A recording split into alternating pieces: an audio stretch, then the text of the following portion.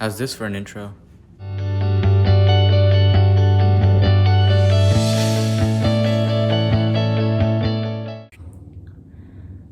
So often we think of light as good, as holy, as pure things.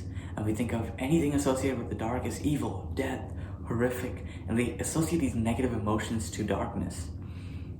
Well, I think it's time we throw away the symbolism and recognize the fact. Because the fact of the matter is, our God is not just the God of light.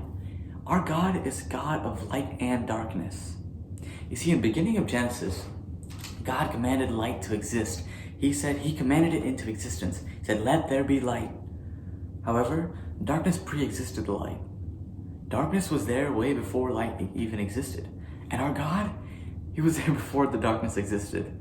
So, because of that, our God is a God who created the darkness and who created the light. Our God is a God of light and darkness. So when you're feeling like you're in the dark, and when you're feeling like you can't take this anymore, know that He's there with you, because he is the God of darkness. He created the things you're dealing with. So He's the God of darkness, and He's the God of light. You know, when I was questioning what to make this video over last week, and I was thinking about all this, I was contemplating it, and something really hit me when I thought about the darkness idea. All of these Divine Mercy images, none of them had a light background. Jesus was always in the darkness. And I think that's so cool. That I think goes to show us that, He is present in the darkness as much as He is present in the light.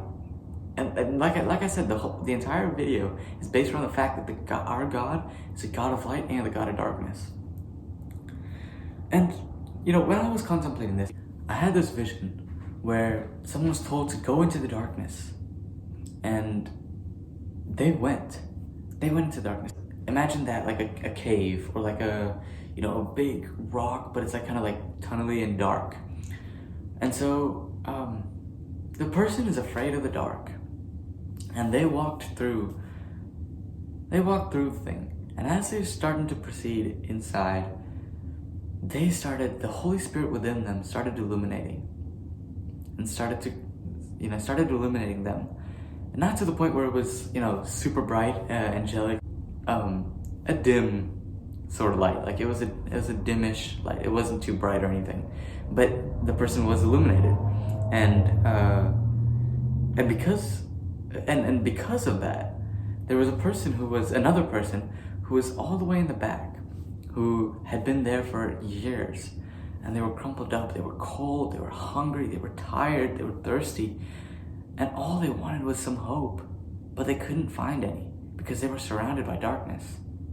Well, now that person sees a glimpse of the light. He sees a little flicker go by as the person's walking through, and that person chooses to follow the guy who is being illuminated by the Holy Spirit, and he follows through, and he walks all the way to the end of the cave. Now, the person who was illuminated and who was commanded to go through the cave, they never knew, not once, that they were being followed, or that they had inspired somebody to follow them. They didn't know that. They got through the cave and they went on with their life as usual. But the guy behind him, the guy following him, he was changed forever. He was changed forever because he now got to experience the hope and the love that is present in the light. And he got to experience and enjoy and embrace what we take for granted. And I think that's so important for each and every one of us. See, because if your life is good now, it's gonna get bad at some point. There's gonna be some hardships that come up. What are you gonna do when you come along those times? Are you gonna complain? Are you gonna sit back? I'm not saying that life won't be hard. That's not realistic. Life will be hard. We will be called to walk through those tunnels.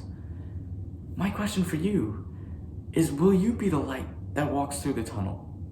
Will you be the light that walks through the tunnel, even if you don't realize how many people you've influenced, how many people you've motivated? Are you willing to make that sacrifice and walk through the areas where you're not comfortable walking? Because at the end of the day, God didn't call us to stand still. God called us to walk and to be lights. for the world to see. I'm Travis. This is Breadcrumb to Life. Thank you for watching.